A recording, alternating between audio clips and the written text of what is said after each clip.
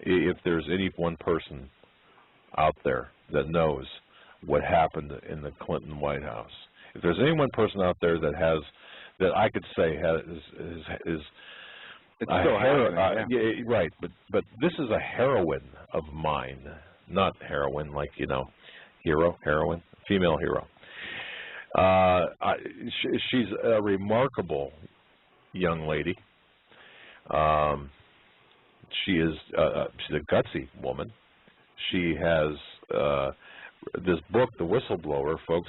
You know, if you want the template to today's what's going on today, just grab yourself a copy of The Whistleblower, buy it via her website, via I believe it's on Amazon.com or wherever, but just get a hold of it because there's so much information in there. The Kindle edition is available? Yes, yes.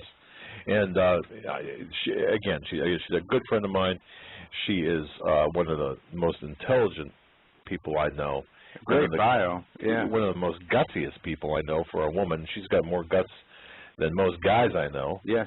And she's a great-looking lady as well. I mean, and I don't mean that in a sexist way either. She's, you know, no, she's just been, you know, around the media and back again. The picture, by the way, that's on the Opportunist magazine, front page, as it should be. If I had a magazine, she'd be on the front page too. And Troy, who's producing our video, broadcasting our video, I sent you a link on Skype that has an article with a video in it. Right. From Marinka Peshman's website called "Bill and Hillary Clinton Are Moderates Next to Obama. Don't Fall for That Garbage." Please, if you can. We're going to bring on Marinka, and then Troy, you can just give me a heads up whenever you got that queued up, and we'll go from there. All right. Yeah. Now, hopefully, Marinka, I've done okay by you in terms of an introduction. Have I? Oh, you've been far too generous. Thank you so much for having me back again. And we're up against the RNC convention, so I'd like to extend a special thanks to your listeners for tuning in. I think the show, though, will be off air by the time Paul Ryan speaks. And for me, personally, that's the most interesting speech to watch. So thanks for joining us. Well, you know, I got to tell you, our listeners are not right-left focused. They're big picture focused. Our listeners, you know, I really believe, and I say this with conviction, the people who listen to our program, I mean, some of the most intelligent people call. Our callers are very intelligent. Our listeners are extremely intelligent. And they know when smoke is being blown up their butt, you know. And sorry for being crass, but they do. Well, no. Well, that's a lot of what the conventions are about. It's the cake and circus phase. So yeah, exactly. So, Marinka, you know, we covered a lot of ground in our conversations here in the last couple of days, and we've talked about a lot of things. Yeah. So now we need to kind of consolidate it for your listeners. If I may, I've been very concerned about what is happening with the vets and the way they're being targeted, and particularly what happened with that one Marine for a Facebook post. And it's great that the Rutherford Institute has stepped in, John Whitehead. And it's very interesting because that institute was involved in helping the Paula Jones case. A lot of people may not remember that. So there are people who consistently stand up and fight for people's rights and fight for the truth. And it's not easy, and here they are again, standing up for this Marine, and I think that's wonderful. So, but I wanted to, well, I guess there were two directions that we were talking about, in the sense of history repeating itself. During the Clinton era, people, again, they may not remember, they did not have a problem with criminalizing Americans or trying to criminalize Americans. It happened to Linda. You can read about it in my book. And for those who may not recall, she was charged by the state of Maryland for allegedly illegally wiretapping Monica Lewinsky with her conversations regarding President Bill Clinton. Now, in the state of Maryland, the taping laws, it's a one-state party, as opposed to majority of the states in America, which are two-state parties. So that means both parties in Maryland would need to know that they're being recorded. Right. Now, folks, we run into this a lot with surveillance. For example, when I worked as an operational asset for the FBI, they basically had a license to do whatever. Of course, back then they had to have the proper paperwork. But as a PI, for example, New York State, I can take a tape recorder, put it in my pocket, go to someone, talk to them, and be well within my legal right to do so without their knowledge. Now, in Pennsylvania, for example, you can't do that. You have to have the consent of all parties involved in the conversation. So Linda got trapped up in that particular in that particular web. But what was very interesting, so number one, it's a very murky law, very rarely prosecuted. But here's where the kicker came in. Their star witness, so they built a case around a star witness, Monica Lewinsky, who was a known perjurer. Most prosecutors are not going to build a case where your star witness is a known perjurer. Now, she perjured herself when she protected Bill Clinton. The reason she was not criminally charged was because she played let's make a deal. So, but correct me if I'm wrong, Doug, do you know any prosecutors who would build a criminal case around someone when their star witness has committed perjury? Gee, let me check. No. Yeah, you need a few minutes? Yeah. No, and what's even more chilling with this case was there were 49 Democrats who wrote letters putting pressure on the Maryland state prosecutors to do it. So it wasn't about the justice system. It was about the court of public opinion. And that's very, very chilling. So, but that was not it. So eventually the case was dropped. Well, of course, if your star witness isn't honest, is incredible. So it was ridiculous. But it did accomplish one thing. It intimidated Linda, and it kept her quiet. And that was the goal. So now when I see, and they were successful because she could have, if you read my book, blown the whistle on the Clintons. You know, for people who think that she had to be vilified and destroyed over sex in the Oval Office, well, forgive me, then I'm the tooth fairy. It was because of what had happened in the White House during all the other investigations earlier. And that's how good, good's not the right word, but how effective the White House and the media is at controlling the narrative. The duplicity from the Clinton White House era is mind-numbing. I mean, both sides are wrong. We must take politics out of all of our reporting. And so I say that now because, you know, history's repeating itself. We have an Obama administration who is also thwarting the rule of law. And so I'm kind of maybe going in a roundabout way, but it worked for Linda. No. The people from the Clinton White House, the Obama White House, they have a shared ideology where the ends justify the means. It's going to work again for them. And right now they're targeting the vets.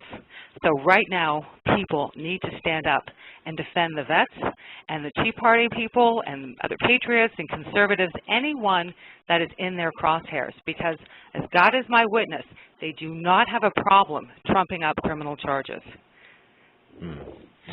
So, but then there's more, like in the, oh, I'm sorry. No, go on. It's making sense here. And the pieces start to fall into place because, yeah, it really, we can learn from history, but in Linda's case, it went even further.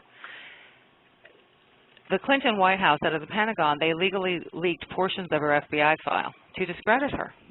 They did not have a problem breaking the law to harm, injure, discredit, destroy an American citizen. So what I'm really trying to convey to your listeners, they will do it again. It's the same ideology. And again, it worked for the Clintons. What ultimately happened? They settled.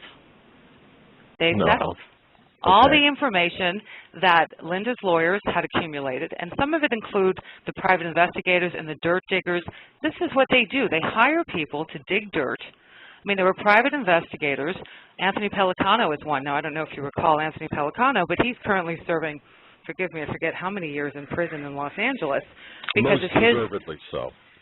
Yeah. It was like 76 charges. It was just, I mean, what he did to intimidate people, it's shocking, just shocking. Well, he was also working with the Clintons. Directly with oh, man.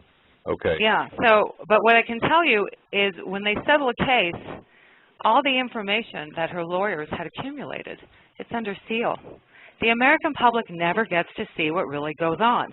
And that was the same when they dropped Linda's case. There was all sorts of grand jury testimony. You know, the media was there and filming people in and out of the courthouse. Well, had the case gone to trial, Linda would have won. I honestly believe that. And also, the American public would have seen how far Bill and Hillary would go to lie, to hurt innocent Americans, to stay in power. So again, I bring this up because what happened to Linda could happen to a lot of other people. And you remember that saying, first they came for the Jews and I didn't say anything because I wasn't Jewish? Mm-hmm. We are seeing that now. So I cannot... Yeah, because and excuse me for interrupting. It's just so I'm clear. You've got Linda Tripp back in the 1990s, who's got the goods on. Ultimately she's talking to Monica. She gets the evidence. She's got the goods on Bill Clinton. Okay, but kind of all through that whole process, and we're looking. I guess I'm looking at the larger picture here. All through that whole process, ultimately what happens is, and correct me if I'm wrong or if I'm looking at this improperly, but in the pursuit of justice against Clinton for his deeds and the Clintons for their misuse of what I would call, well, the FBI files and so on. In that pursuit, well, there was no justice there. No, and there's not going to be any justice in the Obama White House if people do not learn from history and stand up and demand justice. Thank you. Thank you for completing that, because that's what I was kind of going for. That. Yeah. Okay. I mean, because I'm sorry. That we see, athletes going to jail over steroid usage and lying to Congress over that, but we have humongous financial thefts that are provable. The people have committed perjury in front of Congress, and the Congress has the right to arrest these people right there, yet choose to let them walk free. Right. Yeah. And who's involved in the MFM Global debacle? I don't know what. John Corzine. And who profited? Bill Clinton. This is what happens when corruption is not held accountable. It grows. It gets worse. If you dodge justice, you know how to. Look, what just happened recently with Daryl Issa, he gave us an interview recently, and he feels bad that the Fast and Furious, the next phase, isn't going to happen for the next several months. I hate to say this, he just got played. He fell into their playbook, the stall, the deny, the thwart investigators, withhold evidence. Those are all tactics. They're all documented in my book. Right. And he just got played. And I don't hold a lot of confidence that anything's going to happen to Eric Holder. No, I don't either. But let me ask you. I don't want to gloss over this. Who benefited MF Global, John Corzine? You said Bill Clinton. Yeah. Okay. Whoa. How so? Because he had brought in consultants to help MF Global, and they were all getting paid for their work, and he also received a fee. It was a monthly fee. All right. I don't think a lot of people know that. I mean, no, a lot of people don't know that. If you Google Bill Clinton, John Corzine, MF Global, it'll come up. Okay. And they are masters at smoke and mirrors, and they get paid very well for smoke and mirrors. And here we go again. Yeah, a lot of innocent people lost a lot of money, and it's doubtful. Yeah. I mean, what was it, $1 billion? Poof, thin air. 1.2 billion.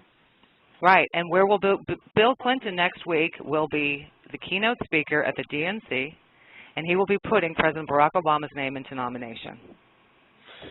Are we living in the twilight zone? Yeah, well, we definitely are. To round that out, throw in Carter and maybe never mind. But yeah, I get that. Wow. Well, see, this is what is so incredible to me, is because Bill and Hillary Clinton are being recrafted as moderates.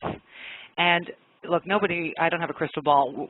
No one can say for sure what will happen. But, there's a school of thought that, if Obama loses or, the Clintons save him, and what will happen, and we don't know. What I do know is the Clintons are being recast as moderates. What I do know is I hear on the right how they miss the days of the Clintons. Yeah. And it's like, so you're missing the days of corruption where innocent Americans were targeted. And just because it wasn't you, it's okay. But now, because that corruption was not ever held accountable, it has grown. It's the ideology that these people share. It's almost musical chairs. It doesn't even matter who the person is. People with this ideology where the ends justify the means. It's the Lansky, Rules for Radical, the book dedicated to Lucifer that people try to say, well, who cares? I promise you care. Right. Please care. Because these people do not care about you. And if you're in their way, they have no problems destroying you. And we're seeing that now with the vets. Okay. And if that's not a giant red flag, I don't know what else to say. Yeah, and we've got a lot of ground to cover on the veterans because that's so important. But before we get into that, Marinka, let me ask you something. I've never seen anything like this before, and I've been voting since, well, I won't tell you when, but it's been a long time, okay? I'm watching the various conservatives, the people, the bastions of conservatives. I said bastions, okay? So are you being facetious? Are you being? I'm not sure where you're going. Yes, I am. Forgive me. It's just a serious question. But you know, I'm watching these people say, like you said, they miss the days of the Clinton, and the Clintons are moderates, and the how can that be? Help me with this. Help me. I was young, very young during the Clinton administration, but one thing that is always referred to when people talk about the administration was the economy. Well, yeah, the economy is good, Marinka. So if the economy were the way it is now during that administration, I think there would have been a lot more problems. But well, yeah, but people also forget, and again, because they're putting Bill Clinton as the savior, right? Right. And he was the president that presided over a successful economic time. Well, let's also remember what happened during his era. Bill Clinton, with the help of Republicans, this is a bipartisan issue, repealed Glass-Steagall. Glass-Steagall was, kept the banks from becoming casinos.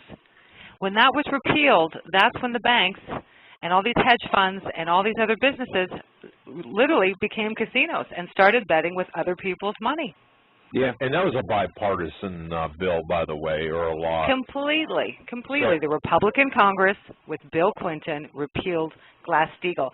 It's interesting to me that Sandy Weil from Citigroup, who was probably like the person who benefited personally from the repeal of Glass-Steagall, and he's been named as one of the 25th, top people responsible for the economic crisis. Even he recently said, why hasn't that been reinstated? Well, it hasn't been reinstated because the Obama administration is not serious about fixing the economy. Of course Marinka, not. I'm not sure. They're destroying it. I'm not even sure it can be fixed, though. The economy, mathematically, are we not like pretty much DOA, and we're just waiting to be pronounced, Well, unfortunately that may be the case, but I truly believe if people were sincere about fixing it, you would have seen people put in jail. Yep. There was also that congressman who appeared on C-SPAN, Paul Dorsky, if memory serves me correct, and he flat out came out and said there was a run on the banks. We had to shut it down. There weren't many people that could pull out, billions of dollars out of the U.S. economy to crash it. That was during 2008. We don't know who that person is. We have our suspicions. We don't know who that person is. The government doesn't want to find out who the person is. The government, they know who it is. Yeah.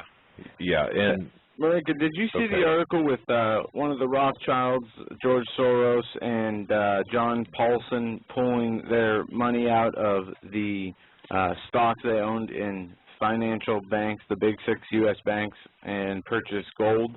Yes, and that means if everybody else, you better start doing that, because if they're doing that, you need to do it, because then something is up.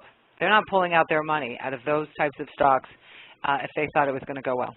Right. These are not stupid people. Exactly. So you need to pull out too. Wow. Don't be the one left holding the bag, which is what always happens. And if I may just segue for a moment, it's interesting because I've always had this beef with Chuck Schumer, and that's a part of journalism when you deal with some of these people. And so I just have to say, in 1987, a lot of people don't know this, Chuck Schumer wrote an op-ed, again, you can Google this, it's on my website, that ran in the New York Times saying, you know, making a passionate plea not to repeal Glass-Steagall because it would turn the banks into casinos. He, of course, was, you know, one of the front runners with Bill Clinton in the repeal. They know what they're doing. Mm-hmm. See that, folks? They know what they're doing. Again, keywords, and it's. Do you see this as being a part of a larger plan? I know we're venturing now into what normal journalists would say. Well, this is kind of conspiracy stuff, but how could this not be something like? I mean, this is well beyond the simple game of politics, in my estimation. You know, the right-left stuff. You're dealing with some powerful people here, are we not? Oh, yes, and, you know, again, I wish I had a crystal ball and you want to stay out of the twilight zone, but, you know, let's be honest, if they were serious about fixing the economy, they would have reinstated Glass-Steagall, and they would have found out who tried to destroy the U.S. economy, who pulled the run on the banks, who was involved in all of these bad loans, and, I mean, no one has been held accountable, not one person, except the American the American taxpayer seems to be the only person held accountable with their money, constantly bailing out these people. Yeah, and it's not their debt that is the problem. Yesterday, the debt hit $16 trillion as of yesterday, and also there's an article, Citigroup has to pay a $590 million settlement due to subprime mortgage lawsuits. That's chump change. That's chump change with Citigroup. That's a joke. If you read the article, it says they made $70 billion on these toxic assets, and then didn't they receive a bailout though too? Citigroup also received a bailout, so they're paying for their settlement out of the bailout from taxpayers. People, wake up! This is just complete fascism, criminal government we have. The banks are in bed with the corporations, and the government are all tied into one. When you have something like Obamacare being implemented on all the citizens unconstitutionally, yet certain companies and corporations and Obama donors and supporters are given waivers to where they do not have to, you know, take on the burden of this tax, giving them a unfair playing field in the business market, where their competitors are paying all this extra money and they do not have to. It is just complete corruption. And like I continue to say, I think America is dead and gone, America as we knew it, and it's never coming back. Well, let's hope that's not the case. I pray that that's not the case. We can see, and if I may segue just slightly more into the military and the troops, which is good. A weakened America has not made the world a better place, has not made the world a safer place. And with it being campaign season, we're hearing a lot of talk about the economy, and we see, you know, people will always say how wonderful the troops are. No one is talking about the policies right now on the battlefield that have been going on for years. So if I may make the segue. Let's do it, because this is, folks, this is so important. Listen to what Marinka has to say about this, about what's going on with our troops. Go ahead, Marinka. There is a policy called catch and release, and literally it's where your men and women in the military have been sent to war to catch terrorists to release them. Now, it first started under Bush, and this is from, I'm reading off a report from 2007. And the thinking at the time was they wanted to kind of play nice with Iran because maybe we can deter Iran from their nuclear weapons program. So this is how it was described. Okay, so I'm actually reading from a Washington Post article from 2007. For more than a year, U.S. forces in Iraq have secretly detained dozens of suspected Iranian agents, holding them for 3 to 4 days at a time. The, quote, catch and release, end quote, policy was designed to avoid escalating tensions with Iran and yet intimidate its emissaries. Okay, so we got a little bit of appeasement here. Now, here is a quote from a senior administration official. I'm sorry, let me just back up. Last summer, however, senior administration officials decided that a more confrontational approach was necessary as Iran's regional influence grew and U.S. efforts to isolate Tehran appeared to be failing. Well, of course, Iran only respects power, force. Mm-hmm. So here is a quote from a senior administration about the success of catch and release. There was no cost to the Iranians. They are hurting our mission in Iraq, and we're bending over backwards not to fight back. Now, this is back in 2007. So the Bush team changed gears and started a new program that was called Kill and Capture. Okay, so we know catch and release does not work. They tried the appeasement. It failed. It does not work. So what is happening since Obama's taken office? Catch and release. Catch and release for history repeating itself now. For the immigrants. Right. But the kill or capture list is only a kill list. Well, it's interesting because the catch and release is now applying also in country with the illegal aliens, right? So you have that happening in country, but you also have it in the battlefield. Now, I'm going to cite an article from the Washington Examiner. This is from 2010 about catch and release. Sorry, bear with me one moment. Oh, here we go.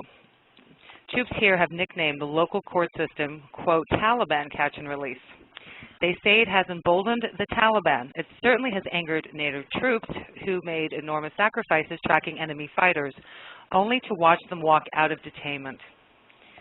So American and Afghan military officials who spoke, it was the Washington Examiner that reported this, says the Afghan judicial system puts an unrealistic burden of proof on U.S. troops tracking and capturing enemy in the region. Now, let me give you a quote from, and this is from a U.S. military personnel. It's as if the Taliban has more rights than us or the people of Afghanistan. Mm-hmm. We have to let these guys go all the time, no matter what they do. And then we find them trying to hit us again.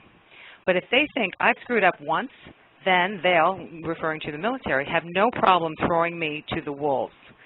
This is what's happening today, yesterday, tomorrow, for years with the military. They have been ordered, sent to war to catch terrorists, to release terrorists. So I am waiting for, during this presidential campaign for presidential nominee Mitt Romney, to ask President Obama, why are you sending our men to war to catch terrorists only to release them? That's a good question. What the heck are we doing? Just engaging in a perpetual state of warfare for the sake of what? Well, that's how it appears because, you know, this is now what I cited is from 2010. We have confirmation. This is Vice Admiral Williams McRaven. He testified recently in the Senate Armed Service Committee about catch and release. It's happening. People in government know it's happening. Congress knows it's happening. It is not effective. It is not a way to win a war. Why has this been going on? For years. Well, you know, in our off-air conversation, you had mentioned something that kind of struck me. Basically, this is an attrition of our troops, is it not? I mean, it's weakening our military. It's weakening morale. It's completely counterproductive, and it's dangerous. But it even gets worse. If you can imagine, it even gets worse. Now, this is from the New York Times, okay? When they capture and release some of these people, they can be released on a pledge. So essentially, they'll have like a 30-minute kind of sit-down with some U.S. military personnel and village elders, and if they vouch for that detainee, that they'll never go back to the battlefield and try to kill another American, we're going to let them go. It takes 30 minutes in and out. Now, how are the U.S. military personnel treated? A lot of people don't know. You have U.S. military personnel sitting in Leavenworth. Right. For war-related crimes. Now, some might be legitimate, some may not be legitimate. We don't know. What we can say is, do you think these policies might have had something to do with it? I don't know. Well, when you send people to, oh, I'm sorry. No, that's fine. Of course. You're exactly right. When you have a president that orders policies of torture and the people who carry out those acts are thrown in jail, yet the man responsible for giving the orders and making it, legal, even though it's not legal, he is walking around free, George Bush. Can you tell Marinka Joe has got a real thing for George Bush? But that's all right. I mean, it's George Bush and Obama and Clinton. It's this global international cabal of satanic leaders that has been destroying this country systematically. And they're not stopping. Instead, they're speeding up. We are seeing right in front of our eyes our country change at a pace we've never seen before. At least not in my lifetime. But Marinka, but what you said though too, okay? people, the soldiers sitting in Leavenworth for crimes. We're seeing soldiers come, or men and women come home minus limbs. Yeah. If they come home. If they come home. With PTSD, with psychological issues. I mean, what the heck is the plan here? Well, that's part of the reason why we're doing the show, is to try to figure it out, because we're going to put out the information and see if we can connect the dots. Okay. Because it just becomes even more sinister. So not only is there catch and release at the border and catch and release in the war zones, the Obama administration has been releasing terrorists since they took office. Okay? So here's an example from 2009. And this is, so here was the headline. Obama released a terrorist responsible for the brutal murder of 5 American soldiers in Iraq in exchange for the remains of 2 deceased British hostages. Okay? Oh, okay. Yeah. Now we have another one. Let me see. Also free under the Obama administration is Mohammed Jawad, a terrorist suspect, charged with attempted murder for allegedly throwing a grenade at 2 U.S. soldiers in Kabul, Afghanistan, back in 2002. So they're being released from Gitmo, right? Mm-hmm. So, I mean, there's more examples, but this one is very chilling. Now, I don't know if a lot of people remember this, but in 2007, there were some forces from the Iranian Quds Force, from the Revolutionary Guard, that were captured in Iraq. And that was huge for the military, because they knew Iran was meddling in diabolical, deadly ways. They were supplying weapons, and, you know, they had a lot of American blood on their hands. So for them to be able to catch people, that was huge. Well, Obama released them, too. And when they were released, this did not get the attention in the Western press as it did in the international press. Now, I don't know if you remember when the Lockerbie bomber was released. Right? That made huge news. He arrived in Libya with Gaddafi to a hero welcome. Same thing happened with the Iranians. And, of course, upon their arrival in Iran, what were they chanting? Death to America. Yeah, I don't mean to laugh. It just keeps going on, worse and worse. And so I don't have all the answers. I'm putting out the information. Hopefully maybe some of your callers will call in, see if we can try to work through this. But now there's even more, okay? So, and I'm just giving you a couple examples. Or actually, there's a great one, because there are some people in Washington who are trying to make a difference. And one is Colonel Allen West. And he always speaks up for the troops. And just recently, and this was actually just this past May, he wrote a letter regarding another detainee, terrorist, insurgent, however you want to call them, to President Obama, and I'm quoting. On January 20th, 2007, while serving as chief advisor to the Asib Allah al-Halq insurgent group, Ali Musa, I'm going to not say his name properly, forgive me. Who can? I mean, really. I think it's Dadouk. Led a well-planned and coordinated attack in Iraq in which 1 American soldier, Captain Brian Freeman, was killed, and 4 were abducted. Those 4 soldiers, and I'm going to name them because people forget the names of the troops, and that's wrong. First Lieutenant Jacob Fritz, Specialist Jonathan Chisholm, Private First Class John Falter, and Private Jonathan Milliken were later found brutally tortured and murdered. As you are well aware, during the week of May 7th, 2012, an Iraqi court cleared this Lebanese-born senior Hezbollah terrorist of any crimes and ordered his release. Government officials in your administration inexplicably transferred Dadouk to Iraq custody before the United States withdrew from Iraq in December 2011. Government officials in your administration have stated in the past that the Status of Forces Agreement negotiated by the Bush administration tied your hands by requiring Iraqi citizens to be handed over to the government of Iraq before the United States forces left in December of 2011. However, since Dadouk was born in Lebanon and was in fact a Lebanese citizen at the time of his capture, this stipulation would not apply. Mr. President, you had options when dealing with this terrorist. Dadouk could have been transferred to Guantanamo Bay, where he could have been tried in front of a military commission. At the very least, he could have been brought to another American military installation other than Guantanamo Bay for military commission. And this is the last part I'll read you. When you were elected president, the American people expected you to provide leadership to protect our men and women in uniform and to accept criticism from foreign nation governments when doing what is right in the name of American justice. As someone who served 22 years in the United States Army and served in both Operation Desert Storm and Operation Iraqi Freedom, I learned that true leadership means making responsible decisions, not necessarily popular ones. So it goes on, but I think you get the point. Right. So the question is I think we're in trouble. Yeah. I think the military's in trouble. I'm sorry?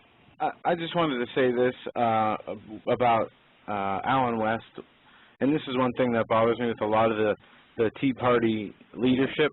The NDAA legislation, voting in favor of the NDAA legislation, people like Allen West, other Tea Party patriots or people who call themselves or consider themselves to be Tea Party patriots, pro-liberty, limited government, signed this bill knowing exactly what the language inside of it was, which was that you can indefinitely detain American citizens without trial, without evidence.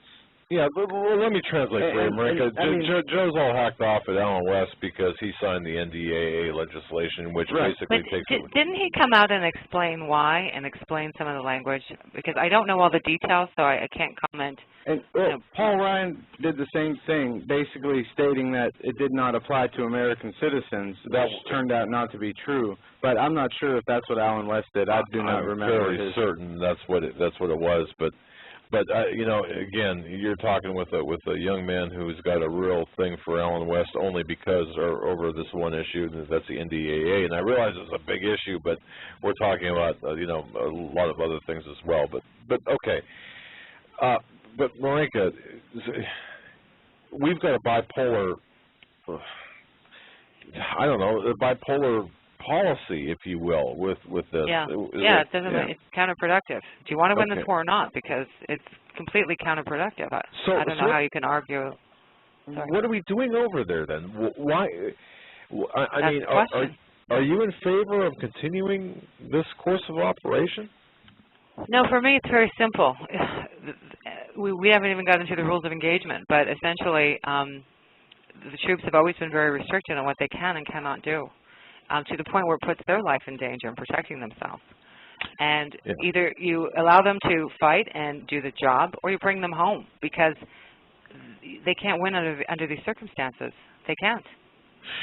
Do you think that's by design, these rules of engagement? And go ahead and get into that a little bit, because a lot of people don't really understand that their hands are tied, like... Well, there's all sorts of rules about how close the person is, about positively identifying them before you shoot, and you first have to fire a warning shot. Well, in the fog of war, when you're in the middle of an IED explosion and you're being ambushed, there isn't always a lot of time to assess properly and be 100% sure. Now, unfortunately, sometimes there is collateral damage that happens in war. But I think it's fair to say that the U.S. military has bent over backwards to protect the civilian population. Now, some people might disagree with me, but for those of us who've had friends who've served, it's for them to take an innocent life is a nightmare. Right. No. There's another quote. Oh, of course. Now, there's another quote I'd like to share, and this is from Navy SEAL Marcus Luttrell. I don't know if your audience has had a chance to read his book, Lone Survivor. He was a Navy SEAL, and long story short, ambushed in Afghanistan, and all of his other brothers were killed. He was the only survivor. And part of it, he blamed a decision. And here's his quote. "Look at me right now in my story, helpless, tortured, shot, blown up, my best buddies all dead. And all because we were afraid of the liberals back home, afraid to do what was necessary to save our own lives, afraid of American civilian lawyers. I have only one piece of advice for what it's worth. If you don't want to get into war, where things go wrong, where the wrong people sometimes get killed, where innocent people sometimes have to die, then stay the hell out of it in the first place." And I think that really sums it up. Because why is this war, what are we, 10 years now? Yeah. They should have been in and out. Yeah. Instead, we've got 10 years.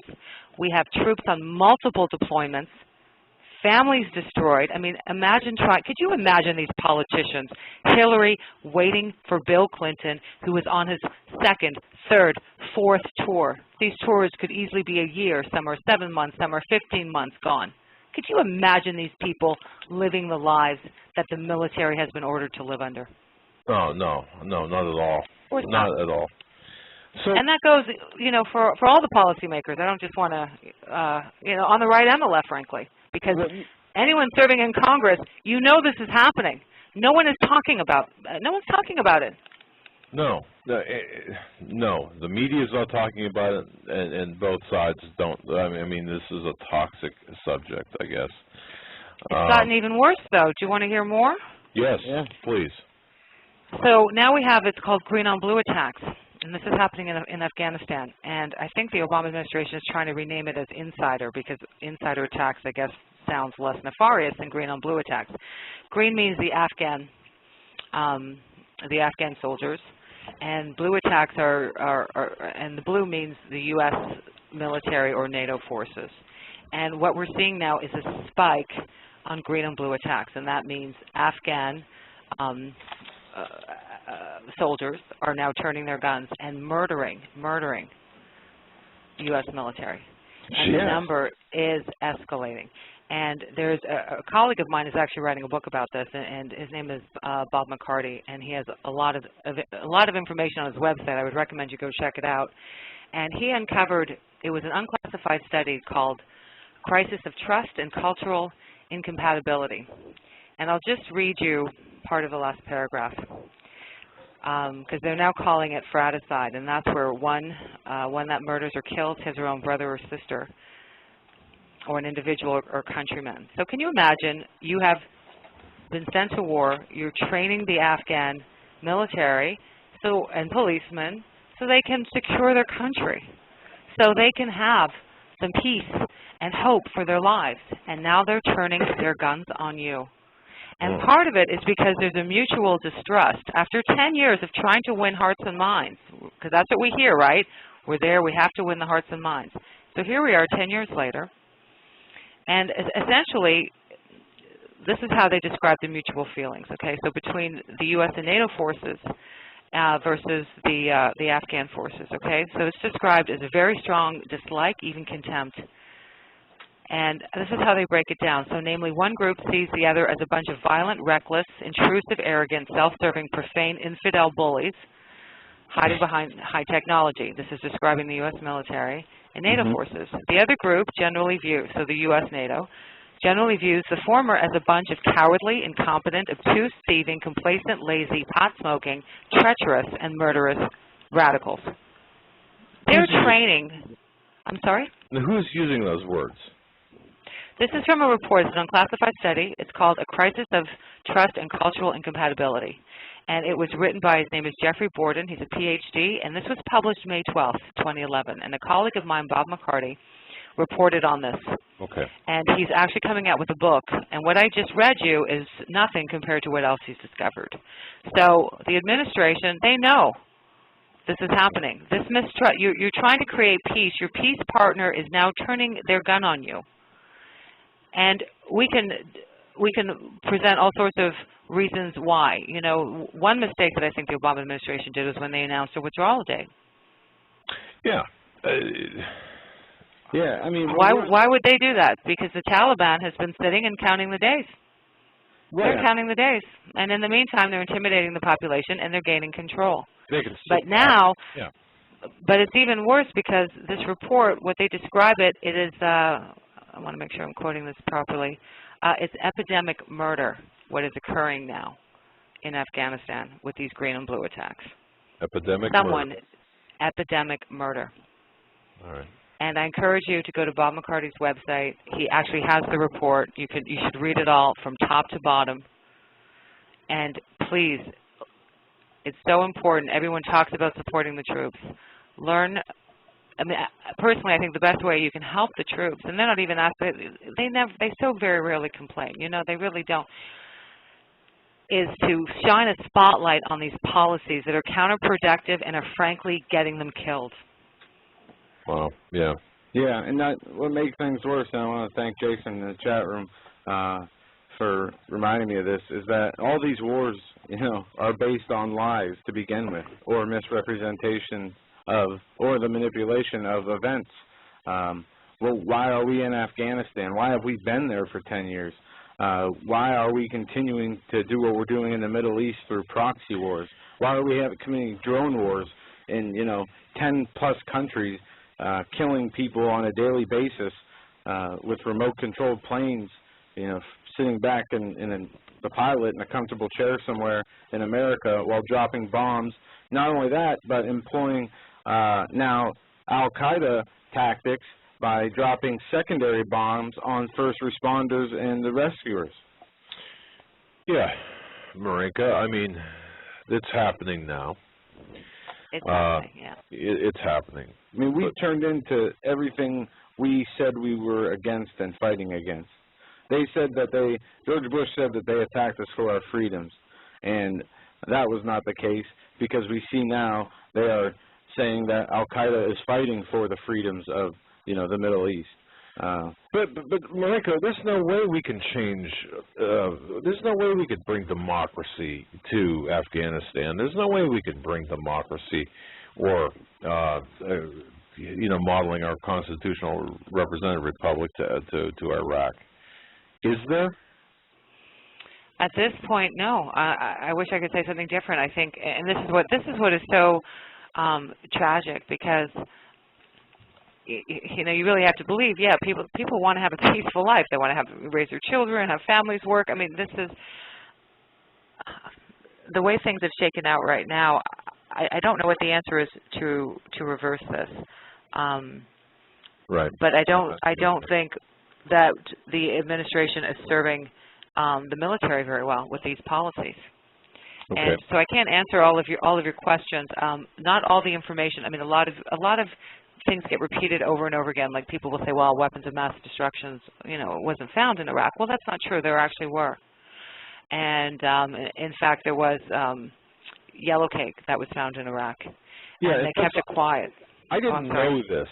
Ladies and gentlemen, I did not know this, and they did a very good job of keeping it quiet. When Marinka and I were talking off air earlier, Marinka, you were talking, what, about a 23,000 acre site, and they had it surrounded by huge sand berms, and that was to conceal it following the looting of Saddam's fall, right? Because they were also afraid that insurgents or terrorist groups would try to pillage it and use it, obviously, for nefarious reasons. Now, it took them a very long time to find a buyer for this, and eventually they did. It's a Canadian company, and it's a uranium producer. It's called Camco. And even just the logistics of moving this yellow cake was, rather daunting. And it was after the shipment, when it came to Canada, did the story become public. Now, you can Google this. Associated Press reported on it. So it's interesting because, some stories catch fire and other stories don't. In my opinion, that's a big story. That's a very big story, considering, too, the whole Joe Wilson incident and the yellow cake in Niger and all of, that went down.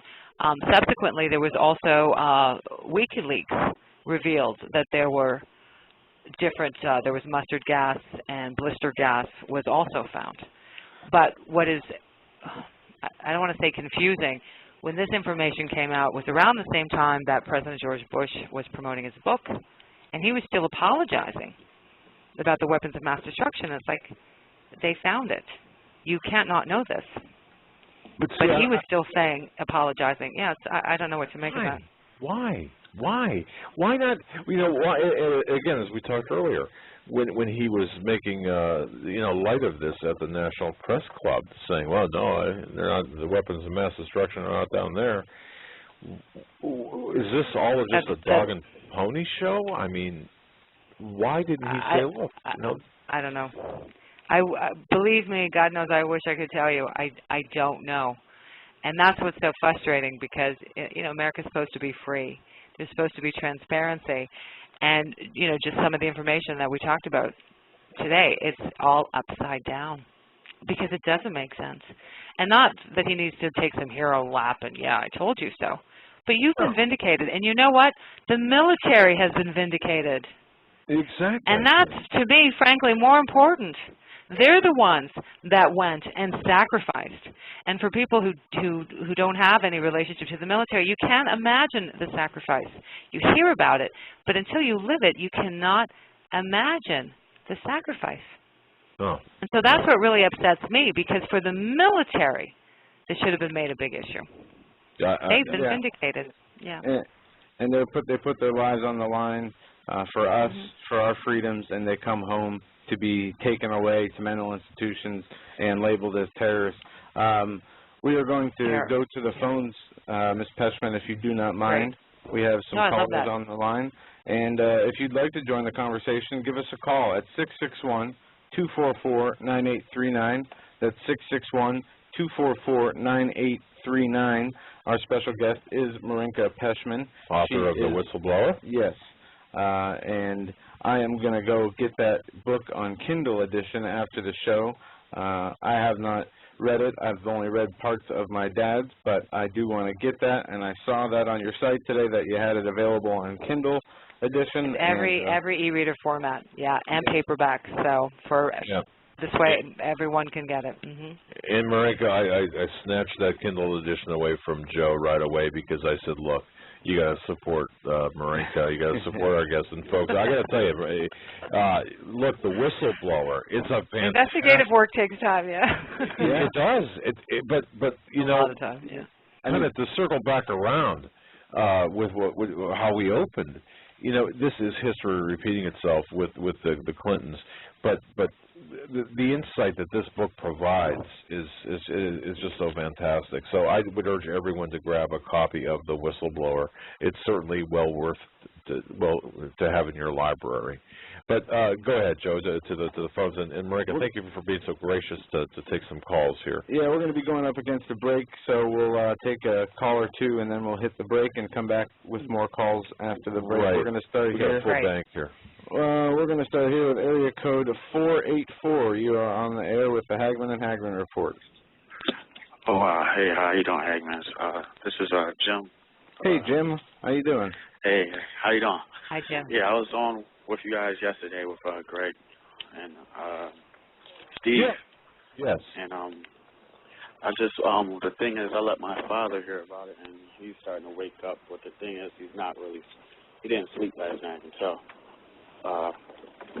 But I just wanted to make a word of encouragement that the main thing is that it's like a lot of other people are saying, it's more of a war on spiritual warfare that like is causing people not to even just wake up at a lot of these things. And I just had a question. Are you guys following Hurricane Isaac right now? Yes, I've been. I checked about 5 o'clock is the last article I looked, and they said that there was evacuations in Louisiana and possible flooding. There is flooding in Louisiana, 25 inches of rain. They're calling for evacuations, and the levees, I'm not sure how those are holding up, but I have not seen any bad news coming from that. But Jim, do you have a question for our guest, Marinka Peshman? Oh, yeah, I'm sorry. I had a question. Has he ever heard of a guy named Doc Marquise? Have I? No, I'm afraid I haven't. Okay. Why? What's up with that, Jim? I'll just email you guys about that. It's just a guy that used to be an ex-Illuminati witch, and it's exposing everything that's going on right now. All right. Very good, my friend. Thank you very much. Please send that. All right. Okay. Very good. Thank you, Jim. And folks, Marinka, author of The Whistleblower, and of course marinkapeshman.com. That's marinkapeshman.com. If you have questions specific for her experience, for the topics that we're talking about, please give us a call. We'd love to. Marinka has graciously agreed to take your phone calls about her writings, about her time with Linda Tripp, and about her time in the investigation of all the things about Bill and Hillary, and how that's coming back today to bite us. Yeah, so. And how, I mean, the influence that Hillary Clinton has on our government is, you know, more than I think her husband had when he was president. we're seeing it. We're trying to see if that video clip is ready. Maybe we can play that clip. The video we talked about off air. Yeah, from Marinka Peshman's website, or the article here. Bill and Hillary Clinton are moderates next to Obama. Don't fall for that garbage. I'll post that in the chat room. And whenever you're ready, Troy, you can play the video, and we'll go to break. I don't know if he wants to run the whole video, though, because part of it has just captions. Okay. In fact, that's the wrong video, isn't it? Or no. Is that the video we talked about, Marinka? Yeah, the one on yeah, I mean, if you do the first 2 clips, but it's something that's probably easier for them to watch. I don't know. I mean, if you want to run the first part, I just think when you get to the captions, you know, that's just dead time. Okay. So we're looking at, let's see, I got the video up here. That's right.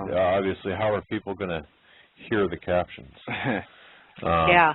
Why don't you just post it on your website and people can watch it, because I think it's it's self-explanatory, because you're being deceived if you think that Bill and Hillary Clinton are moderates. All right. Yeah, Troy, hold off on that. We're going to post it on the website. Folks, we apologize. It's been just a rough day for all of us here. Yeah, we'll go to break. We'll come back, take your phone calls. Okay, hold on. And your phone calls and more with Marinka Peshman, our special guest on this Wednesday, August 29th edition of the Hagmann and Hagmann Report. Stay with us for hour number 2. We're going to tie this right together, and Marinka, thank you so much for hanging with us. Hold on just a minute, folks. We'll be right back after these.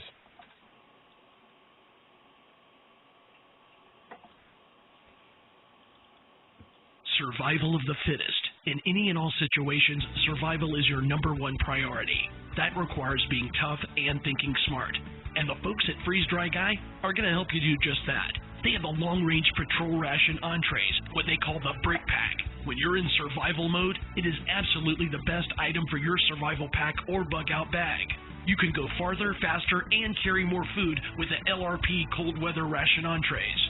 Not only do these long-lasting, durable entrees help sustain you or your family through the harshest environment or situation, they are by far the most delicious of their kind. No contest.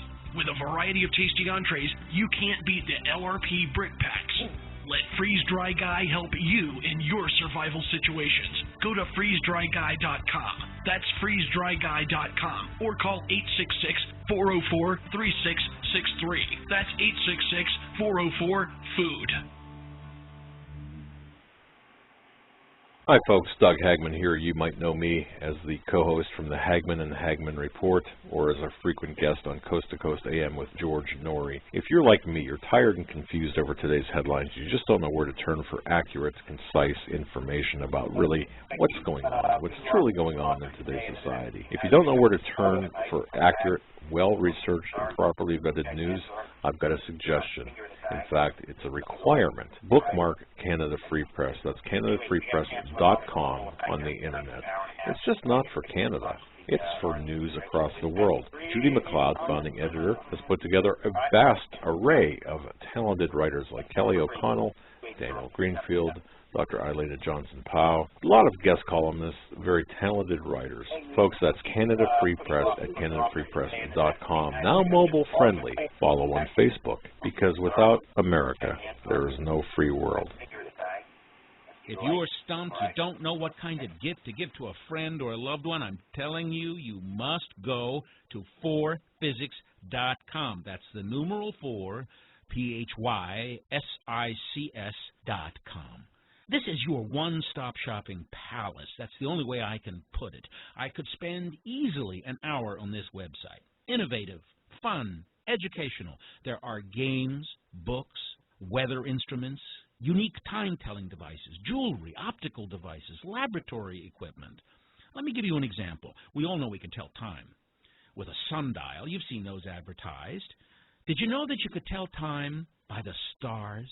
At 4physics.com, You can buy a horologium nocturnum. This was a navigational device used in the 15th century by navigators at night to tell time by the stars. It's beautifully crafted in the shape of a pendant made of bronze and pewter or gold and silver. Absolutely a stunning gift. I would be proud to give it to anyone. You must go to 4physics.com.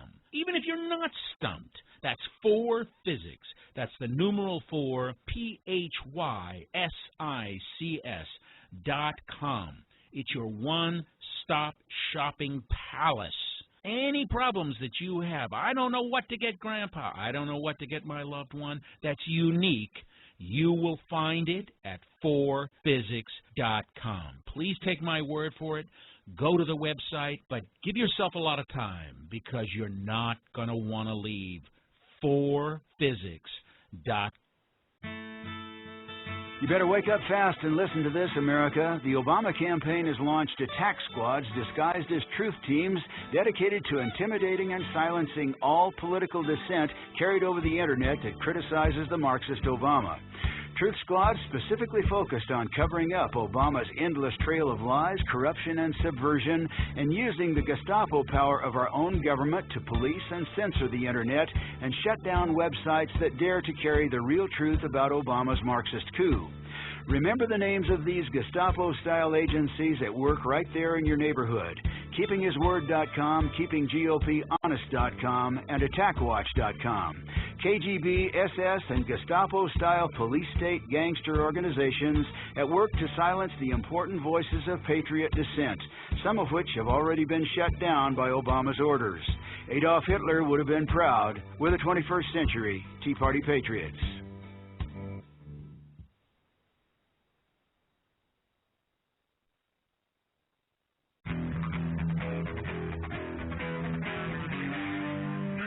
Doug Hagmann. One guy that doesn't need a bullhorn to get your attention.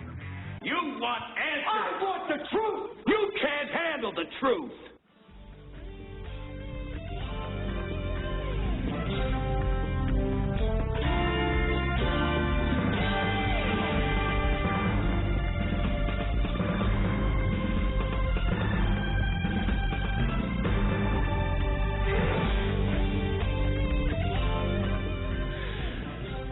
Hey, welcome back, folks. Hour number 2 of the Hagmann and Hagmann Report. Marinka Peshman is our special guest. Visit her website, marinkapeshman.com. We're going to have an article about Marinka in our interview up here on our home site at homelandsecurityus.com.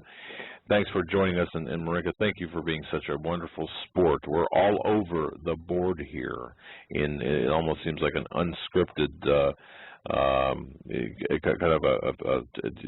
kind of a willy-nilly interview here, and I have to apologize after today.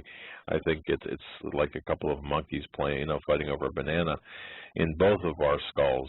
So please accept our apologies if we sound a little bit disjointed in our questioning, but in our interview skills. But you've given us a lot of information, but I've got to come back to something. Are you back with us, Marinka? Oh, you know what? I have to fix it. Oh, okay. Here we go.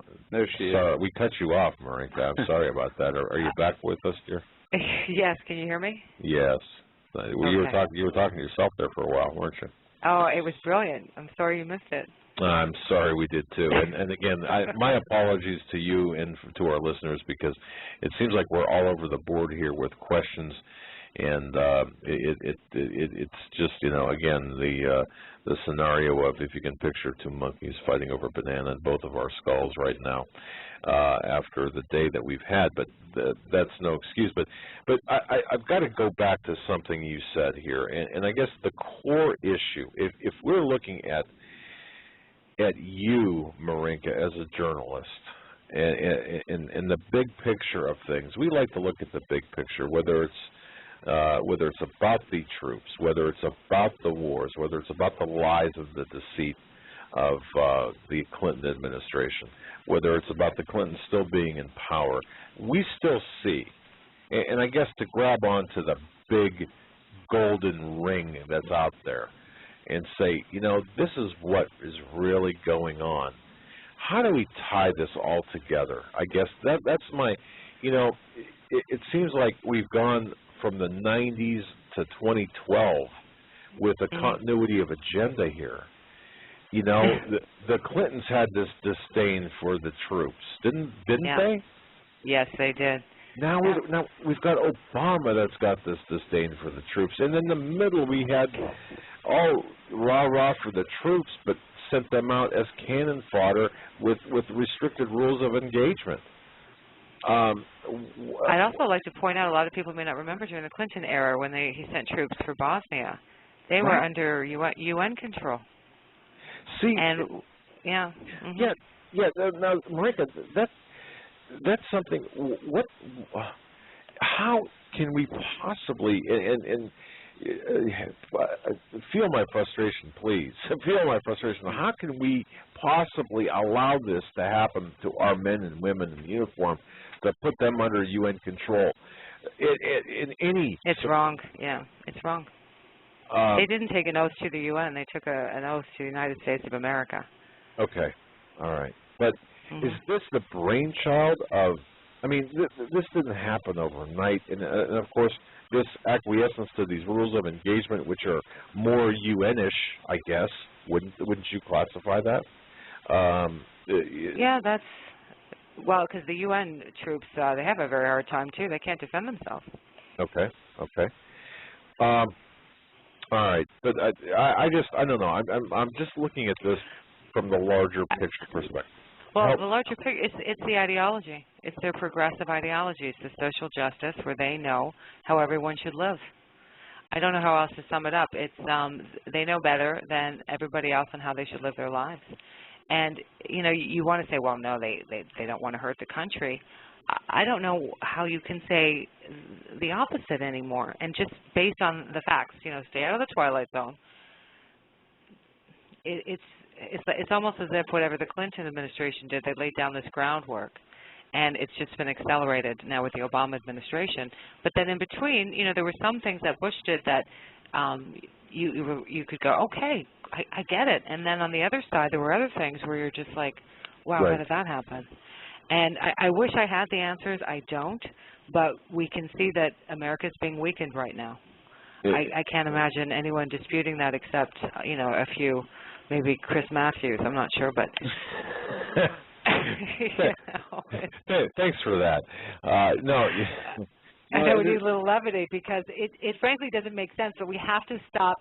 You know, we can't keep our head in the sand. And right now, especially because of that, the troops we know are being targeted in country. Please know they're also being targeted out of country, and don't forget about them because they need the support of the American public right now. You know, there seems to me to be such a divide between the American people and the ruling elite. We've got two completely different agendas. Now, I'm with the people, so... As we all are who are listening, except those who have implanted themselves, you know, in our midst. But one question... Well, I could... Oh, I'm sorry. Go ahead. No, go on. Well, I was just going to say, I can't imagine sending anyone into war under these conditions. How do you sleep at night? I don't know. I mean, I have an idea with that one. I know that these people, most of them, seem to be Luciferians worshiping evil, having their ceremonies of the cremation of care where they burn, you know, effigies of human beings to, you know, get rid of the cares and with their satanic rituals. And these people are the synagogue of Satan, in my opinion, as it's described in the Book of Revelation. And Marika, you might think that might be way out there, and some listeners might think, oh my gosh, that's kind of, you know, really kind of a outlandish description. But I was talking to a Gold Star mother who had told me, who had explained to me that her son obviously was basically executed. Yeah. Okay. Yeah. But what wasn't said was that her son was involved in the practice of carrying briefcases full of money to these village mullahs, if you will, the village leaders, these Muslim leaders of the Muslim They've been doing that for years. They did that in Iraq too. There were suitcases of money. Why? What does a suitcase of money buy us? Buy the troops? Buy the army? Buy or whatever? The cooperation. I think that was the initial intent. Okay. But, you know, once the money dries up, where does the cooperation go? You can't buy loyalty and trust. I mean, you can. It's a temporary buy, but once the money dries up, they're going to turn on you. Okay, that's and even it's a false peace. It's a false cooperation. I think that's what we're seeing, right? Well, that's exactly right. Now we've got Dan in Cleveland asking this question, if you don't mind, because something I don't know, he dropped off our phone line. He said, please ask Marinka, what, if she can comment, what is there, if any, relationship between Hillary, Rodham Clinton, the Muslim Brotherhood, Obama, Iraq, Afghanistan, and Afghanistan policy? Boy, how's that for a question? Well, we could go in a few directions there. Andrew McCarthy, he was one of the prosecutors on the Blind Cheek with the First World Trade Center bombing. And he's put together a lot of information about the connection with Huma and the Muslim Brotherhood, and I would definitely refer you to read that. Okay. Because I think he's very succinct, and he comes from, you know, such a knowledgeable base that he can say it much better than I can. What troubles me greatly, because we hear from this administration, they're all about, you know, freedom and women and children. We have to look to Iran. Now, Iran, when the Iranian people, they were the first to rise up. And they were begging for help, begging. And this was a revolution of the people. Remember, Where's My Vote? The Green Revolution. This is where women came out. And, you know, we didn't see that necessarily, you know, especially not at those levels in other areas. And the Obama administration, now again, Iran, the state sponsor of terrorism, we know was meddling, you know, we always use that word meddling, right. But it means trying to kill American soldiers and NATO, you know, coalition forces in Iraq and Afghanistan. So there's a lot of blood. This is a regime, every week they chant, you know, death to America. And so when the people rose up, the Obama administration decided, we're not going to meddle. We're not going to get involved. And these brave protesters were slaughtered. We saw it. They were begging for help, begging. There's all sorts of YouTube videos. Please watch it. History would be very different. I mean, I would imagine there were a lot of former U.S. presidents who prayed for that opportunity, because what an opportunity to peacefully alleviate the issue of their weapons program by having regime change with the help of the Iranian people. The Iranian people are actually very pro-Western. Right. The issue is not with the people of Iran, it's with the leadership. And the Obama administration did nothing. And instead, they meddle, I use that word because that's their word, with regimes not perfect, not great, but at minimum were at least allies of the U.S. and not direct threats. Okay. So we have to look at the facts. Everything is upside down. One would think they would have definitely have gone into Iran to help the Iranian people, but they didn't. That kind of segues in. Yeah. I'm sorry. That kind of segues into a question from Chris from Enid, Oklahoma. Again, Chris from Enid, Oklahoma asks this: what role? Please ask Marinka. What role does Valerie Jarrett have over the state, over Hillary Clinton and the State Department and Iran? I believe what he's trying to ask is, based on your investigation, your knowledge of Hillary Clinton, now part of the Obama administration, in particular having Huma as well as a body person or as a chief of staff or whatever her position might be, and having Valerie Jarrett in the White House. Well, it actually goes back to the ideology, and so the YouTube video that you're going to put on your website, it opens with a clip of President Clinton speaking in Davos, and he admires the Iranian elections because they consistently vote 70% for his people that he associates with, progressive liberals. So there's a kinship of this ideology. It's a very controlling, dominant ideology. So I'm going to just separate the Islam issue for the sake of this conversation for now, because if you look at this progressive, it's a very controlling ideology. They know how everyone should live, and they like that. I mean, you must listen to his own words. Hillary Clinton originally called President Assad in Syria a reformer. Oh. So these are people that they admired. And, of course, when it got so bad, then they have to change. You know, it's a court of public opinion. It doesn't reflect their heart. That's the difference. So, again, you know, by their fruits you shall know them. So I keep harping on this, but it really is the ideology. Once you understand the ideology, then it starts to make sense. And it's not an ideology that holds the Constitution sacred, you know, God, country. That's not part of their ideology. Wow. So I hope I'm answering the question. No, but as far as Valerie Jarrett comes into play, we know that Hillary has a weekly call with Obama, which a lot of the other cabinet members don't have. I don't know what her relationship is with Valerie Jarrett, but we know that it was with Hillary and Samantha Powers that apparently, you know, pushed Obama to make the decision to go into Libya and so on and so forth. And my guess is, you know, Obama doesn't make a decision without Valerie Jarrett. So. Okay, if you don't mind, say that one more time. Who pushed Obama to go into Libya or helped him in that direction? Hillary and Samantha Powers. Okay, all right. And Samantha Powers is the wife of Cass Sunstein, who recently, left the White House. And they have another, you know, and it's the ideology and their way of looking at the world. And they, of course, justified it as, you know, humanitarian, and we have to go in there. But the true intent was regime change. And look, we saw when Gaddafi was killed, what did Hillary say? We came, we saw, we killed her. I mean, it was just like, wow. It was a pretty disgusting display of non-diplomatic behavior, in my estimation. But Marinka, we have some callers on the line. If you don't mind, not at all. We'll take a few here. All right, we are going to go to area code 305, and then we'll go to Jason. Area code 305, you're on with the Hagmann and Hagmann Report. And Marinka Peshman.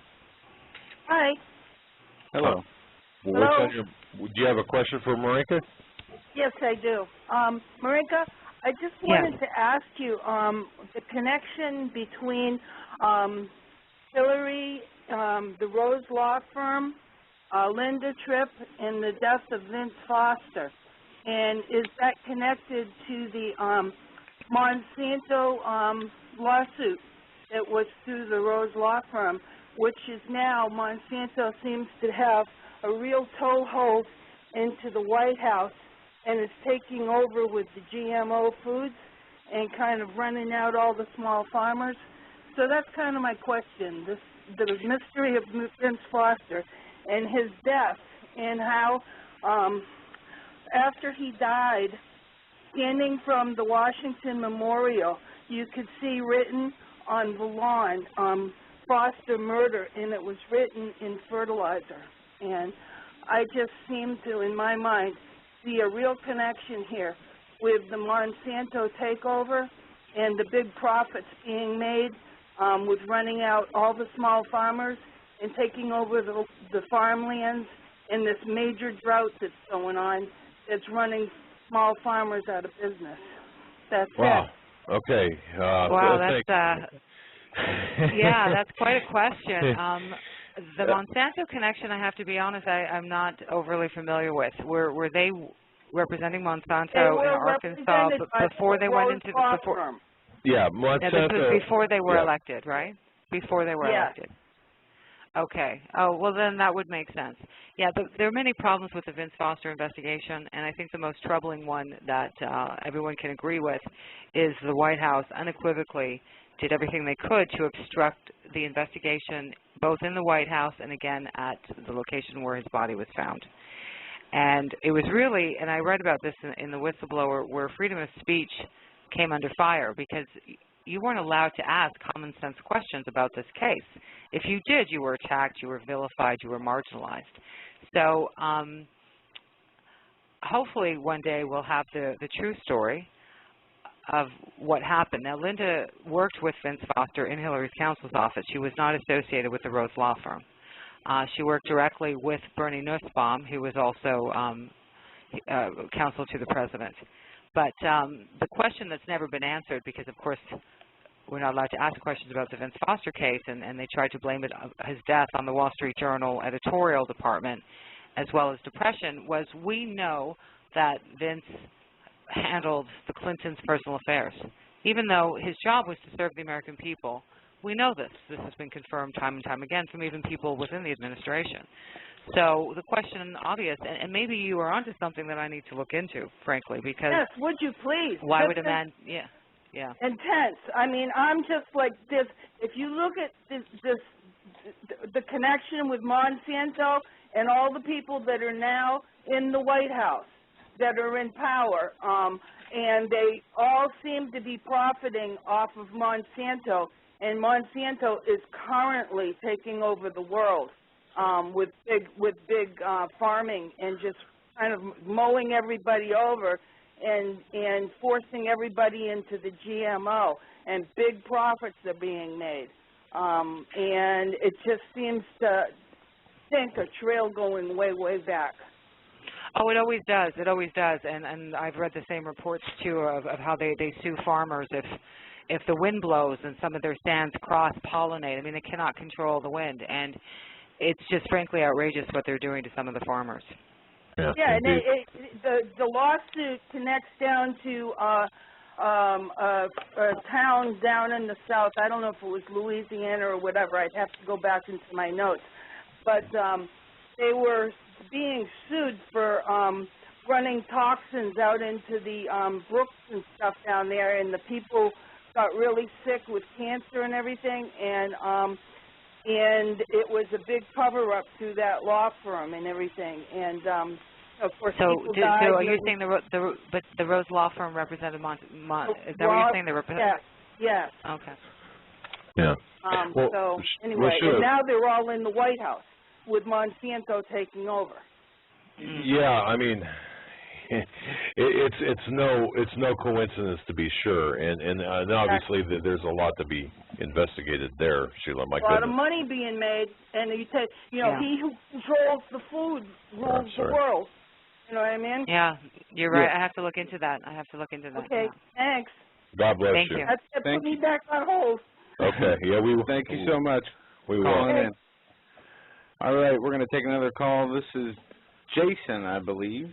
Jason, you are on the air with the Hagmann and Hagmann Report and Marinka Peshman. Yes, it is Jason, man. Joe, thank you. God bless you so much for taking my call. Thank you, Joe. Sure. Yeah, thank you, Jason, for calling. Thank you. Thank you. Anyway, now, if I understand correctly, Miss Peshman, you lost your son to the war? No, that's not what happened. No, not at all. Ms. Peshman is the author of The Whistleblower, and Jason, you might have heard me talk about a Gold Star mother. It's got two separate. Oh, okay. All right, I apologize for that, but I was just asking because I didn't want to insult her because I want to understand. Just let me ask this quick question. Who do you think did 9/11? Jason, I'll tell you what. Look, buddy, let's not go there right now, only because we have a limit. Okay.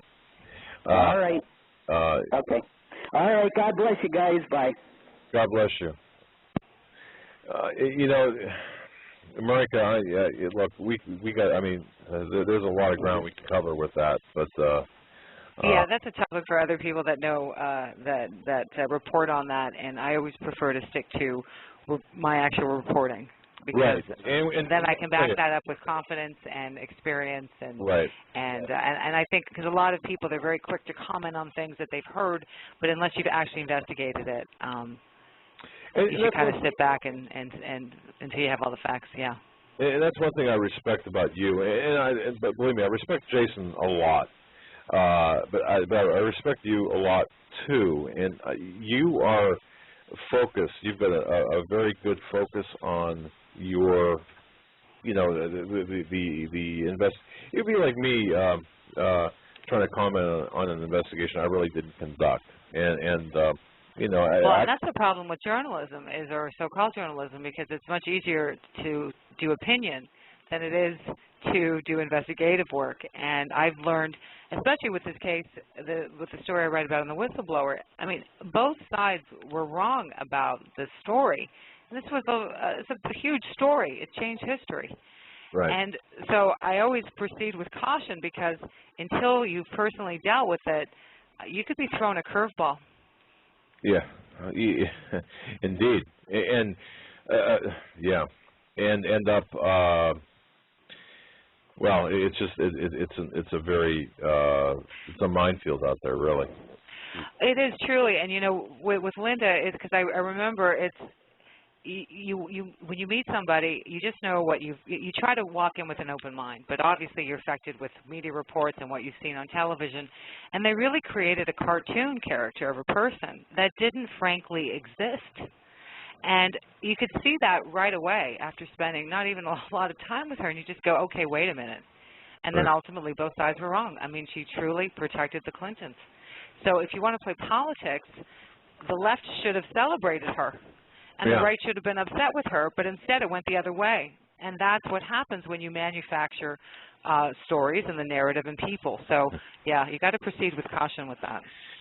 That's one thing, you know, look, I know this is kind of off topic in a way, but what was it like dealing with her? I mean, with Linda Tripp? Well, we met in disguise. Whenever we met in disguise. And the reason for that was she was concerned that anything she would try to do, the Clintons would try to sabotage. Yeah. And for me, at the time, I was going to write under a pen name, because for me, it's not about me. It's about the work. It's about the story. I mean, you see, even now, it's like, I don't like seeing myself on TV, you know, on the radio. It's so I was totally hip to play along, and literally we met in disguise. And people may not recall this, but she had so many death threats at the time that you know, in the middle of the night, agents from the FBI and the Office of Independent Counsel grabbed her from her home and put her into a safe house. It was a residential hotel, and they took her wig shopping. So she had her wigs from the FBI. You know, this is what happens when you're an American citizen and you get into the crosshairs with some of these, you know, with the President of the United States and his lovely wife. I don't even know what to, yeah. How do you even I don't even know what to say to that, honestly. I mean, yeah. All well, right. I have to say, because initially I thought, okay, you know, she's obviously been through a lot. Maybe she's being a little paranoid with the Clintons really sabotage her. And it seems like we lost audio. I don't know if that was all of our audio or just our caller. People in chat, if you could still hear us, let us know. Because I can hear you. Oh, there we go. We're back. I'm not exactly certain what happened there, but little gremlins. You know, we've got good equipment. We've got a good signal and or a good connection, and I apologize, but wow, you know, it's amazing that you've got to go through there. People have to go through this. Basically, to be in a WITSEC program to tell the truth, and you know. Oh yeah, it really was a cloak and dagger adventure. It really was, and you know, it's funny because we have all these little stories. We're at like the grocery store and we're just picking up a few things, and some of the cashiers would recognize her. And I remember one time, you know, one thing, your disguise last week was better. You know, like you just have these silly moments, you know. And yeah, I had was a wig that was kind of like a bad version of Jane Seymour. And I had a pregnant lady disguise. And every time I'd see her, you know, with the time frame, I'd add more foam and add more foam. So for me, you know, it's like, oh, I can't carry that. I'm pregnant, you know. So you have to have levity in all of this, but it's deadly serious. I mean, we were driving in Baltimore at one point, and she got lost, and she panicked. And I said, you know, relax. I'll just pull down the window, ask for directions. She goes, no. They hate me here. It's all Democrats. I said, come on, Linda. I mean, I'm looking out the window. People minding their business, you know, going about their business. You know, kids playing on the street, no problems. But this was no act. I mean, the damage that the politics of personal destruction, I cannot tell you what it does. And literally, I mean, her heart was racing, and she ended up calling her lawyer for directions because I said, I rolled down the window. She turned her head to ask for directions. And the person who I asked, didn't know, and she called her lawyer, and it was just, behind the windows, put down the hat, terrified. Wow. It is a horrible way to live. I don't know if you ever feel safe after receiving those kind of death threats. Well, and the media attention that she received. I mean, it's terrible. Well, and it was heartbreaking to see. Yeah, I guess that's what happens when you when you go against the chief executive of the United States and his wife, to get on their bad side. Well, no, and unfortunately for whistleblowers, we got to be honest. There is no safe haven. The government, they talk about, we protect whistleblowers and there's whistleblower protection acts. Look what happened to the Fast and Furious whistleblowers. Shut down. They retaliate. So, in the same breath, though, with what's happening in government and all the problems and the reports we're getting out of the DHS and so forth, now is the time that people actually have to stand. But yes, you have to be prepared to walk away. And you are on your own. I mean, there are people, there's journalists, there's other whistleblowers that will help you. The government's not going to help you. I wish I could tell you it's different, but it's not. When you say the government's not going to help you, you mean any federal agencies like the FBI and any good guys, so to speak. They're not going to help you. Well, I mean, in Linda's case, she had some help originally from the FBI and the Office of Independent Counsel, but ultimately, and that was for, and at that time it was critical. And they definitely protected her, and she needed protection. But there will come a time where you're on your own. Yeah. So, and I don't want to dissuade people from speaking out because, someone who speaks out, you speak out, Joe, you speak out. You have to make a decision how you want to live your life, and you have to draw a line in the sand because looking the other way, the problems are just getting worse. And what kind of world do you want to live in? Because I don't want to live under the thumb of any of, the Clintons, Obama, this progressive ideology. I don't agree with it. I don't want anything to do with it. Well, and nor do we.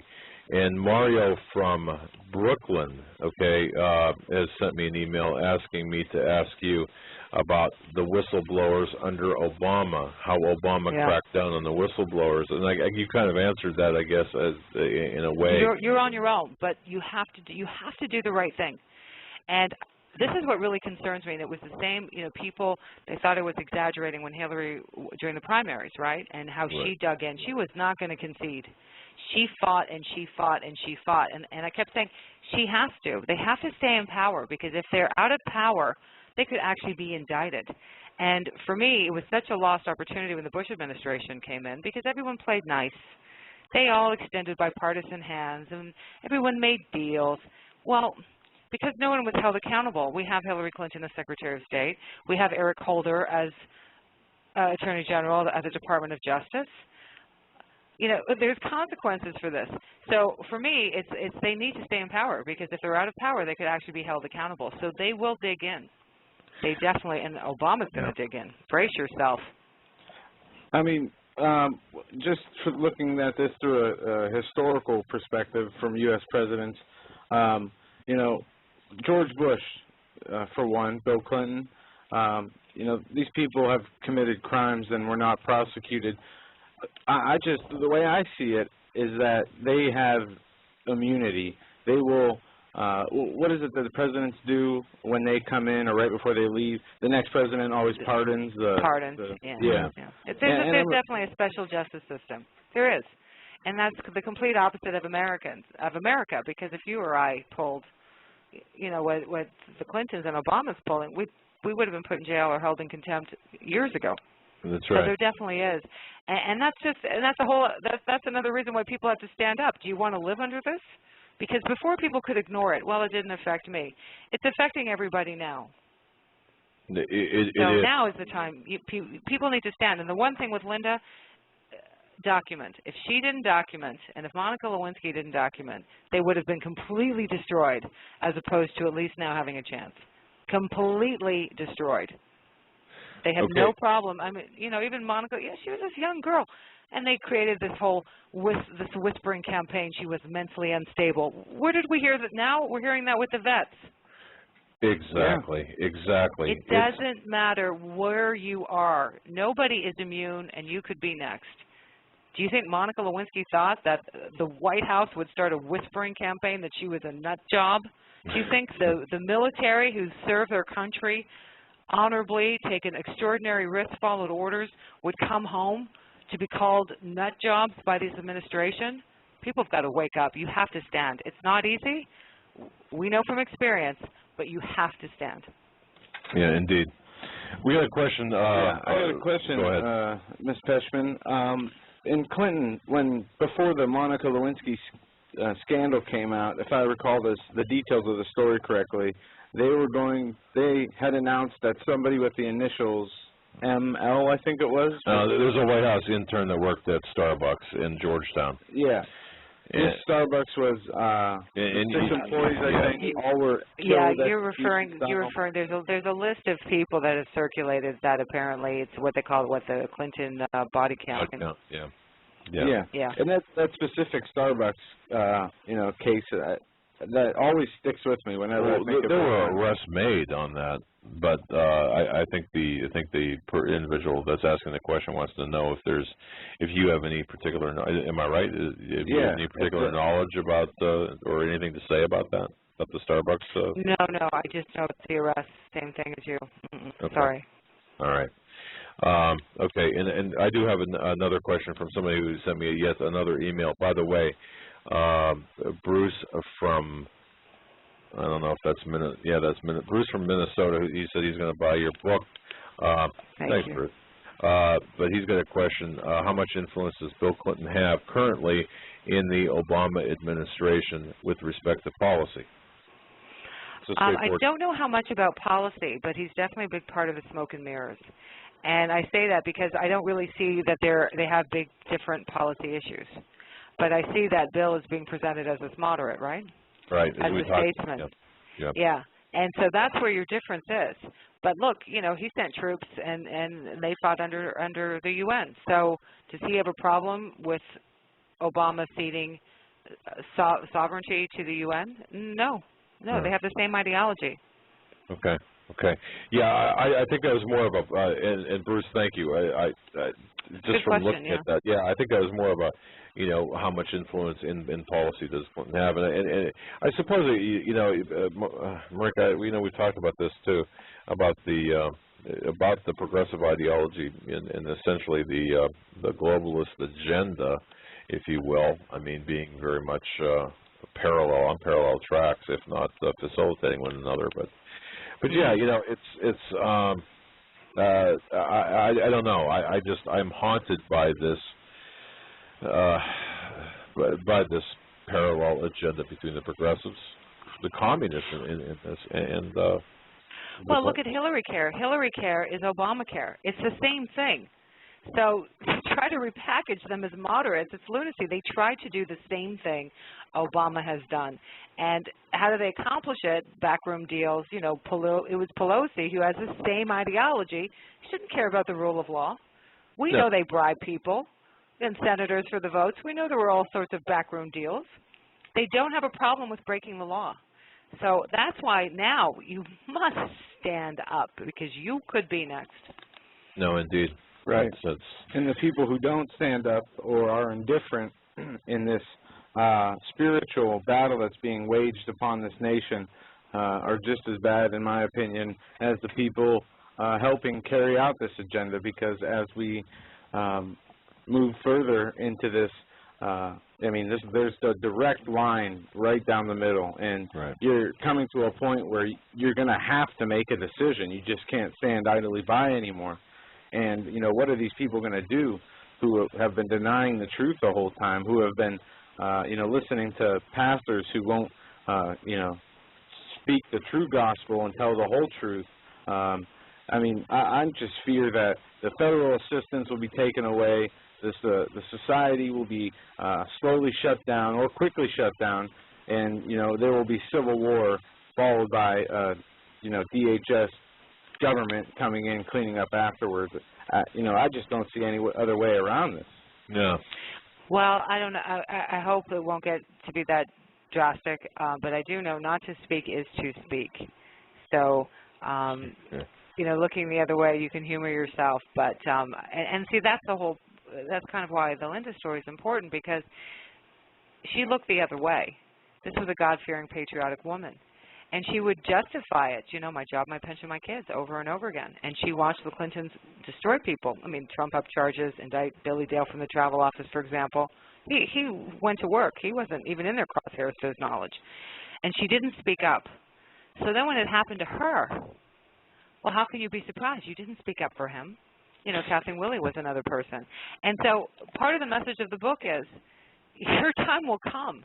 You know, you might buy yourself some time, but it will blow up in your face. And if I can reach, especially some people in the government now, you know what's going on. Document it. You must stand, because if you think you're immune to mayhem, injury, a criminal indictment, God knows what else, you're not. Linda thought she was. She was a team player. They weren't going to do that to her. She had been loyal. She had testified as she was told to. She followed orders. How many times do we hear that? Oh, I was following orders. Well, if you know it's against the law, so that makes it okay? Because you're following orders? Yeah, that's not right. When you serve under corruption, you become just as corrupt. And that is a big message of this book. And people, there's so many people right now who are privy to things, and I just pray that they have the courage to document and to protect themselves and to step forward. Marika, I've got one last question here for you. This comes from out of Nebraska, and Beverly from Nebraska. Let me ask, or she asked, and I want to ask you this as well. Do you think regardless of who gets in November, do you think anything will change?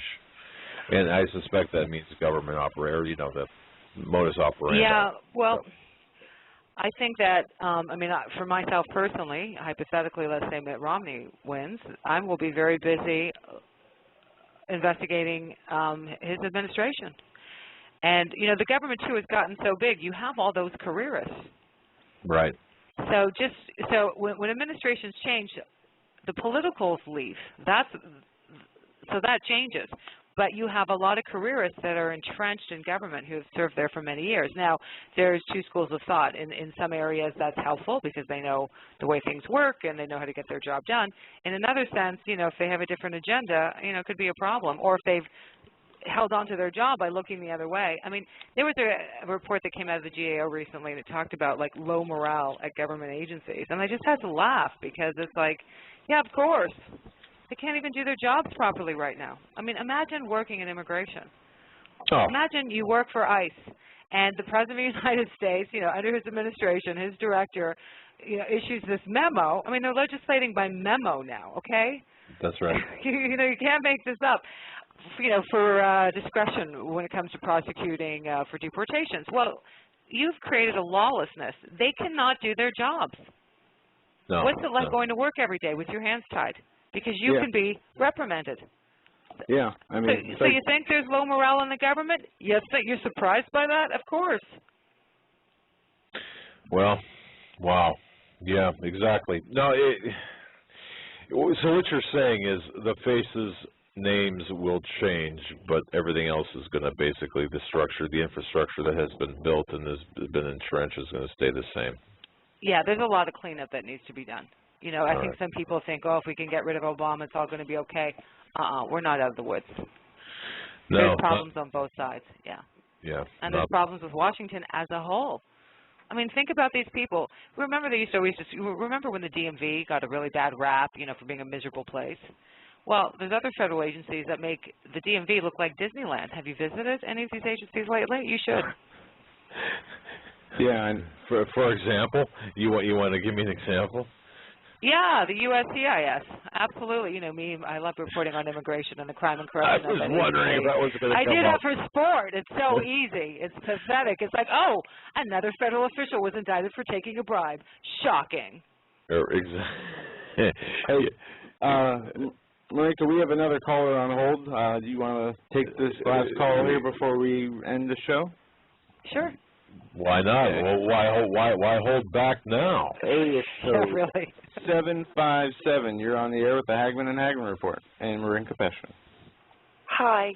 It's an honor to speak with all of you this evening. I got in 30 minutes late tonight, but I wanted to ask, is there any more investigations going on involving John Wheeler's mysterious death? You know, he was associated with the Vietnam War, or most known for that.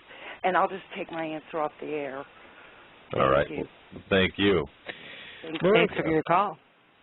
Yeah, Marika, what do you know about John Wheeler? Yeah, I mean, that was a really odd case, wasn't it? Yeah, that was very bizarre. You know, I don't have any independent investigation that I could, you know, speak to. I wish I could. But, yeah, that's another troubling case. Yeah. Yeah, and all right, so for the caller, for the sake of the caller, we'll just tell you right now, okay, you know, that's Marika does not have the investigative focus on that. Now, we've done articles about Jack Wheeler and about his wanderings, and this happened, what I believe was December of '09, I think, where he was, you know. I think so, yeah. Yeah, and there's been a lot of suspicion, a lot of theory behind that, and we've gotten some emails about his behavior and his activities right before that. So, folks, if you know, look, we can't. I mean, did you have a chance to see the autopsy report and the toxicology reports? If I did, I don't recall specifically. Did you? I don't believe. Yeah, because people just don't start acting strangely out of the blue like that, you know. Yeah, I don't think if I recall correctly, I don't believe there was a toxicology report released. Yeah, yeah. I'll have to double check that for the listeners, and for the caller, but. Yeah, I mean, there's so many strange things happening, and we talked off air about the body counts associated with Clinton and now, you know, Obama. Marika, are you afraid for your life? This is coming from me now. No, I mean, I had some problems initially. Like, Linda's lawyer ended up, you know, when the truth became negotiable, I walked away from the project, which was not easy, but she was, initially when I met her, she was going to, you know, come clean. She was facing criminal charges. Right. And in a situation like that, a book can hurt you, or, you know, it can put you in jail, or it can exonerate you. You have to be accurate. Well, when the charges were dropped, suddenly, you know, we could negotiate with the truth. And she would focus far more on the gossipy stuff, and it's like, no, that's not. I mean, if you want to write that, you can write that, but I'm not going to have anything to do with that, especially considering when I know what really happened. Are you kidding? Then I'm covering up for the Clintons. I'm not going to live my life like that. And to her, long story short, her lawyer called me, accused me of, like, sabotaging her book in the Washington Post. And when something like that happens, when it becomes public, strange things do happen, yeah. And there definitely were concerns, and you do take precautions, definitely, yeah. But right now, I'm good. And good. God willing, I'll stay that way, yeah. Well, you know, I know that you've gotten a lot of flack over the truth. You know, anytime someone gets over close to a target, they get a lot of flack, and of course, you know. Well, they try to shut you down. Yeah. Yeah. That's all they can do. You know, they hope no one's paying attention, and they're good at that. I mean, look what's coming out of the RNC. They're talking about, you know, some absurd and ridiculous comments from some journalists, and you're just like, okay, that's the news. Look what's going on in America right now. But that's the news. Yeah. Yeah, indeed. It is like, it's not even news. It's just, you know. Oh, I'm being it's the country has ADD when it comes to news stories, and the worst part about it is they just take the newscaster's word for it. I mean, even now, I'm sure every American has had to have heard how bad and how much the mainstream media lies at least 2 or 3 times in their lifetime. You'd think by now they'd start to look into things for themselves, but unfortunately... Or they stop watching, yeah. They're still watching. Oh, we can't trust them, but what happened? I know. It's unbelievable. It makes me, you know, so frustrated. You know, I mean, how can you help people? You know, you lead a horse to water, but you can't make them drink. Yeah. And that's how I feel about the people who fall in this, you know, trap they're in. Marika, well, that's one of the reasons why I wrote The Whistleblower, because it's like, hopefully it's comprehensive. People who are perplexed, what happened to Washington? Well, when you read the book, you'll see what happened to Washington and why it's broken. Yeah, I'll tell you. Making sense. Yeah. Yeah. Well, you just buzzed out there for a second. I got to tell you, I want to thank you so much for your generous gift of your time tonight. And I know, again, we were kind of scattered all over the place, but folks, you got to get your hands on a copy of The Whistleblower. It is basically a template for what's going on today and a historical accounting of what happened in the Clinton administration. Marika, thanks for having me. Any closing thoughts, words of wisdom, pieces of advice? Stand, but also protect yourself. Document, make copies, and just do the right thing, because you look where we are now in this world. It's been too easy for people to just look the other way, and now we're in trouble. And you know, evil it starts small. You know, during the Clinton era, there were a few people that, so they indicted a few people, and they smeared a few people, and look how it's grown.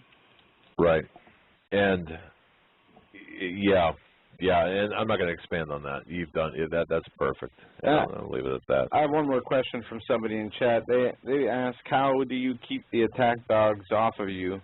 That we know the government disappears people for speaking their secrets and putting them under the investigation and the spotlight. What do you do to make sure you remain safe? Well, I do the same thing that you guys do. You know, you take precautions. Yep. And you have to live your life, right? Yep. You know, we're only here for one round, so I'm not trying to be cavalier. Sometimes it can be very disturbing, but right now I'm good. And unfortunately, I've worked other tough stories that ended up in, you know, where I received some threats. And through experience, you learn how to adjust your life accordingly. Wow. We can't tell you our secrets. We can't. I mean, I can. I can't tell you, but we take precautions, yes. I watch my back. I stay protected, and I try not to take the same route twice on my normal. But you know, what I think helps is the more vocal you are, it's harder for them to then get you. And we were talking about that at length today. You know, people say, well, if your story or if your accounting is so vital, then they could just wipe you off the map.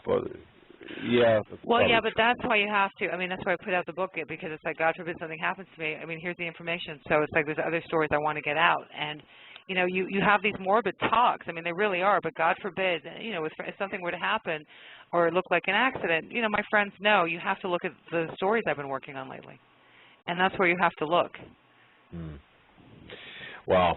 Well, Marika, thank you for being so gracious for your time. And I know that you're a busy lady, and you've got a lot of irons in the fire. So we're not going to impose upon you any longer. I want to thank you again. Folks, the name of the book is The Whistleblower, and Marika Peshman's site will be accessible off our website. That's marikapeshman.com.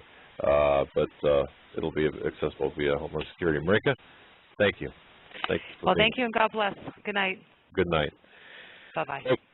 Folks, that was Marika Peshman, and I got to tell you something. What a fantastic lady! Yeah, she's a great girl. She's a good friend, and the book is well worth the read, because it really gives you insight into today's. Yeah. And let me just say one thing, if I can, real quick, and then I'm going to shut up. You know, it's kind of unfair when we have a person on, and with all due respect to Jason, thank you very much for your call, but with all due respect to the guest, look, we've got to stick to in my opinion, everything is fair game, but with respect to what she came on to talk about, you know, she did not investigate the 9/11 aspect, and I just want to say that. I do know where Jason was coming from, because, you know, some people, we try to, certain questions, the way they answer certain questions, or it's a way to gauge where they are. You know, maybe that's not something that she focuses on at all. You know, maybe she hasn't looked into it, but it does give people an idea of how informed, or, I mean, at least informed to the point where, you know, both sides of the story, I guess. Well, no, and I understand the reasoning behind that very much so.